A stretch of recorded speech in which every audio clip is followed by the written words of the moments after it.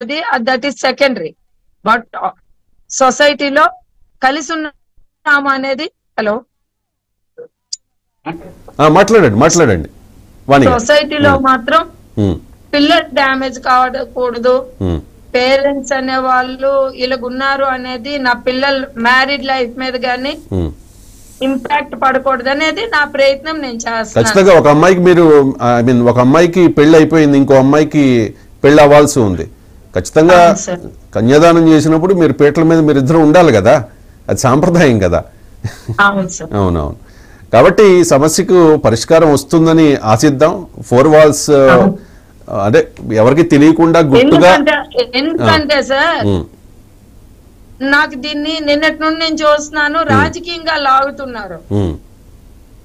ఏదో తెలుగుదేశం హెల్ప్ చేసుకున్నాము అట్లా తెలుగుదేశం వాళ్ళు ఆయన ఏదో టార్గెట్ చేసి మా ద్వారా చేయిస్తున్నారు అనేది శ్రీని గారి ప్రెస్ మీట్ లో ఇప్పుడే నేను చూసాను. ఇప్పుడు చేయించి ఉపయోగం ఏముంది? ఆయన ఓడిపోయిన తర్వాత అదేదో ఎలక్షన్స్ కి ముందు అయితే ఒక ఆరోపణ చేసిన అర్థం ఉంటది.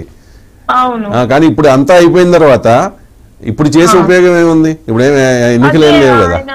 సోషల్ మీడియాలో హైలైట్ అవ్వడానికి లేకపోతే ప్రతిపక్ష నాయకులు ఎవరిమైనా ప్రతిపక్ష నాయకులు నిజంగా చేస్తే చెప్పొచ్చు, నాకు ఇలాగా టీడీపీ నుండి ఇబ్బంది ఉంది లేకపోతే ఇంకొక పార్టీ నుండి ఇబ్బంది ఉంది అనేది మనం చెప్పొచ్చు. కానీ దాన్ని వ్యక్తిగతంగా హైలైట్ చేసుకొని రాజకీయం ఫ్యామిలీ మ్యాటర్ ను కూడా రాజకీయం చేయకూడదు కదా. చూద్దామండి. మీరు జగన్మోహన్ రెడ్డి గారిని కలిసి చెప్తానని చెప్తూ ఉన్నారు. ఒకవేళ అది కాకపోతే పవన్ కళ్యాణ్ కూడా కలుస్తానన్నారు.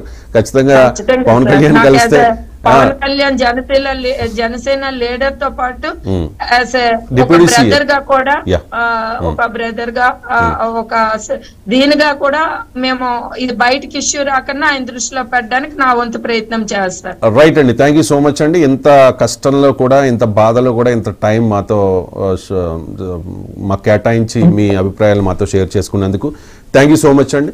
అది మరి వాణి చెప్తూ ఉన్నారు. ఇప్పుడు దాకా ప్రత్యక్షంగా మనం వాణి గారితో మాట్లాడాం, దువ్వాడ శ్రీనివాస్ గారి సతీమణి. సో ఖచ్చితంగా జగన్మోహన్ రెడ్డి దృష్టికి తీసుకెళ్తాం.